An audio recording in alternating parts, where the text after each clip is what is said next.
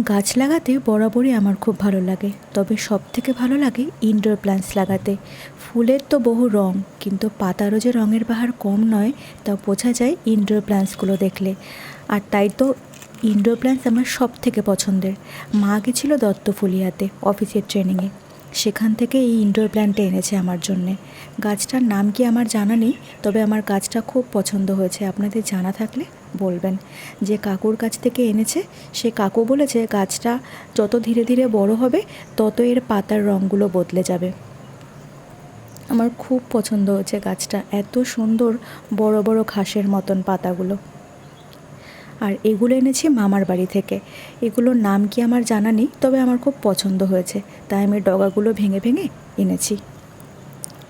যে টব দুটোতে গাছ দুটো লাগালাম, এগুলোতে আগে অন্য গাছ ছিল।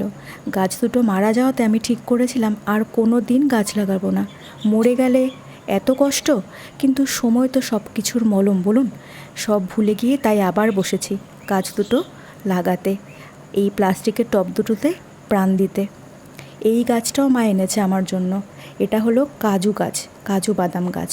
ও যে দত্তফুলিয়াতে মা গেছিলো অফিসের ট্রেনিংয়ে, সেখান থেকে এনেছে আমার জন্য এই গাছটা। জানি না হবে কি না, তবে আমি লাগিয়েছি।